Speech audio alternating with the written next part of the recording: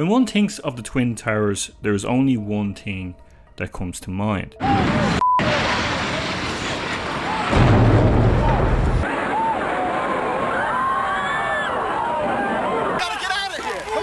What came down though? What came down? We crashed. The other trade center's down. It's down.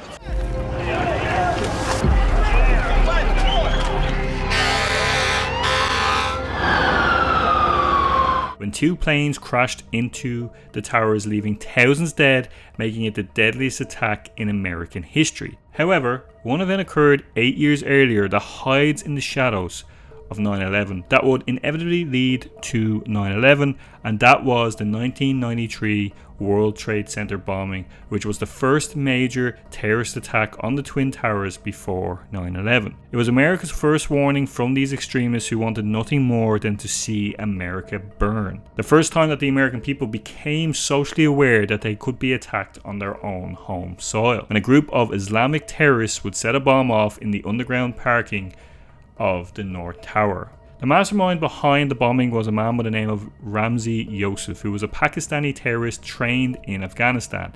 His mentor was believed to be his uncle Khalid Sheikh Mohammed, who was a senior member of Al-Qaeda, who would become the principal architect for 9/11. Yousef's plan with his team of 6 people was to bring down the Twin Towers by planting a massive bomb in the underground parking garage. This group had Islamic extremist ties with Al-Qaeda. Their goal was to collapse the North Tower into the south, causing both towers to fall. But first they needed somewhere to gather materials and make their bomb. They rented a storage unit in Jersey City, and they managed to smuggle the materials into the US and then bought chemicals from various local suppliers provided by Nidal Aid, who was a member of the team. Ramzi Yousef, with the help of Abdul Rahman Yassin, created the bomb, which was a 1,336 pound urea nitrate hydrogen gas device using a mix of urea nitrate, which is used in fertilizers, nitric acid, which is known to be a corrosive chemical, aluminium powder, which is used to enhance the explosion, as well as hydrogen gas cylinders to create an overall bigger blast. It was designed to maximize shock waves, which in theory should weaken the building structure. The next stage of the plan was transportation. The attackers needed a large vehicle to transport the bomb to the parking lot in the North Tower. They chose this using the building's blueprints and scouting multiple locations. Mohammed Samaleh rented a yellow Ryder van from a Jersey City rental company under a false name, but made a crucial mistake that would come back to bite him when he used his real phone number. Now, with everything set in motion, his team made their way to B2 level of the underground parking garage at the North Tower on February 26, 1993. They parked their van near a main support column in the hopes of causing maximum structural damage. They escaped using a separate car that they had previously parked in the garage. Now, for the 50,000 odd people working in the trade center, it was a normal busy day like any other. In fact, up until midday, everything was going as normal. At 12:17 p.m, a tremendous explosion would rock lower Manhattan. 6 people were killed almost instantly. The 100-foot wide crater was created by the explosion, was also several stories deep. Smoke began to rush through the elevator shafts, rising to the upper floors. The people inside the tower began to panic and rush to find their way, trying to make sense of what was going on. Those who were not trapped managed to escape, barely able to see their way out through all the thick smoke. Over 1,000 people were injured, but the towers remained standing. The bomb destroyed electrical and emergency systems, forcing tens of thousands to evacuate in complete darkness. During the chaos, as Yousef and his team slipped away, he realized that the structure was stronger than he expected, and he miscalculated. Although they did cause some serious damage, it wasn't enough to bring the towers down. Their plan ultimately failed in their eyes. Now, a massive investigation began under the FBI, and it didn't take them long to find key evidence. Initially, investigators actually suspected an accidental gas explosion, but when they saw the massive crater in the underground garage, they realized it was a deliberate bombing. Traces of urea nitrate and hydrogen gas were found on the site, confirming that the explosion was a planned attack using a large bomb. In the rubble, investigators uncovered a vehicle identification number on a piece of wreckage that seemed suspiciously obliterated. A search of their crime record returned a match that the number belonged to a rented van reported stolen the day before the attack. Mohammed Samaleh made a crucial mistake trying to get his deposit back, claiming the van was stolen. The rental company told him that he needed to get a police report, and Mohammed left. Now, the next day, Mohammed returned and was arrested by the FBI. Now, the reason he went back was because he needed the money so he could actually escape the country and get his $400 back from the deposit. After Mohammed's arrest, the FBI raided his apartment and the storage unit in Jersey City. They found chemicals, blueprints of the World Trade Center, terrorist manuals, and letters claiming responsibility for the attack. This confirmed Samla was part of a larger terrorist cell and not just a lone attacker to the FBI. The FBI would track down Mahmoud Abulima, who fled to Egypt and was extradited back to the United States. Nadal Ayed was also arrested, and Abul Yamin Rassin fled to Iraq before the FBI could arrest him, and was last seen in 2003 under Saddam Hussein's protection.